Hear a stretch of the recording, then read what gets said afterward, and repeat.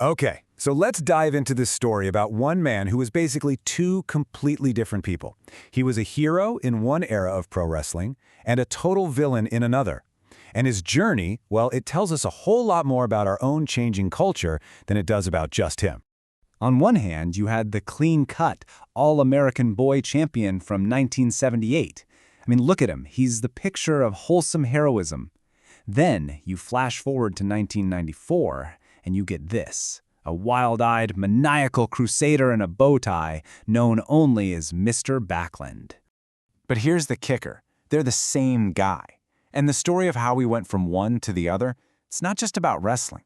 It's really a story about us, about a massive shift in what we as a society decided was heroic and what we decided was villainous. So, to really understand the villain, you first have to get a handle on the hero he used to be. And he was a champion, straight out of a bygone era, whose whole character wasn't so much an act as it was, well, just him.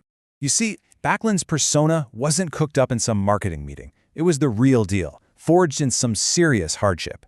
He used sports to escape an abusive home. And when he first started out as a pro, he was literally homeless, sleeping in the trunk of his '68 Chevy and living on canned tuna.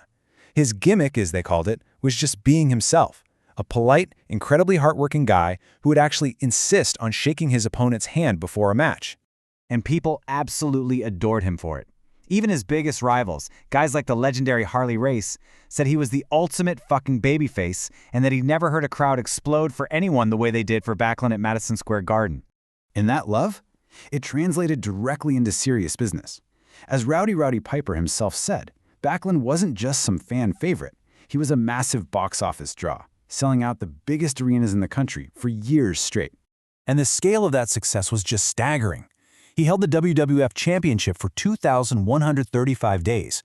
That is nearly 6 years, the second longest reign in the history of the entire company.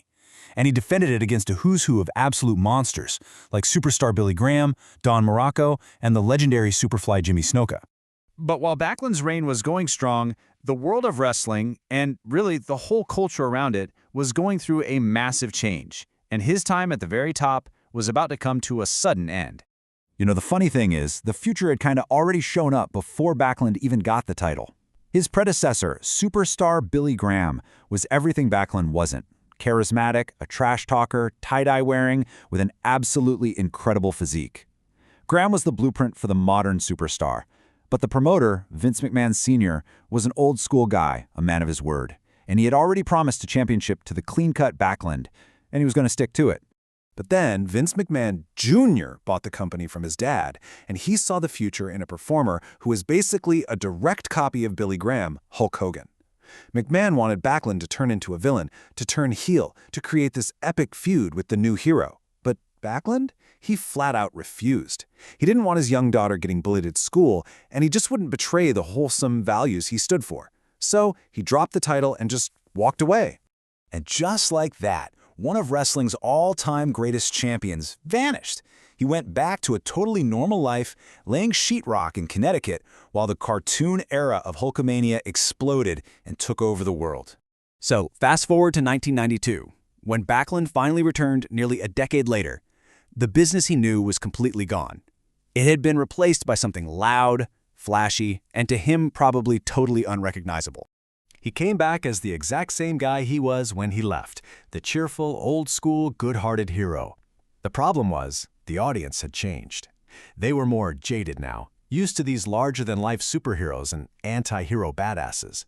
His whole howdy-doody act, which was once so beloved, now felt, well, hopelessly out of touch. It just wasn't working. So a decade after he refused to do it, Backlund finally decided to turn bad, but he was going to do it on his own terms. After losing a championship match to Bret Hart, he just snapped. He viciously attacked the champion, locking him in his signature submission, the crossface chicken wing, and just refused to let go. The All-American boy was gone for good. And in his place rose Mr. Backlund, a character so bizarre, so unsettling, because he was basically a funhouse mirror reflection of the very values the audience now rejected. This new guy was a moral crusader from a forgotten time. He demanded to be called Mr. Backlund. He'd lecture the plebeians and the crowd about all their moral failures. He'd scream about drugs and disrespect. And he would only sign an autograph if a fan could recite all of the U.S. presidents, in order. He was a raving lunatic whose entire madness was rooted in old-fashioned virtue. You know, in a weird way, he was still just being himself. As Backlund put it, with all the so-called heroes of the 90s acting like bad guys, he chose to be bad by being good. And that right there is the whole paradox. The culture had shifted so completely that his genuine, old-fashioned beliefs were now the perfect fuel for a modern villain. And you know what? It worked. His totally unhinged, moralistic screaming generated unbelievable heat from the crowds. And this wave of pure hatred, improbably, carried him all the way back to the top of the mountain. 16 years after winning his first championship, Mr. Backlund defeated Bret Hart and became the WWF Champion all over again. But this time, his reign lasted just 3 days. He lost it in a matter of seconds to a new era cool badass named Diesel. I mean, just look at that contrast. It's night and day.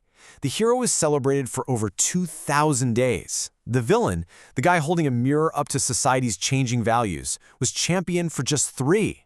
He was a novelty act, and he was dismissed almost immediately.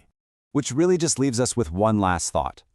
The all-American boy became a villain, not because the man himself really changed, but because the world around him did. So was Mr. Backlund really a monster? Or was he just a mirror, reflecting a culture that no longer recognized its own heroes?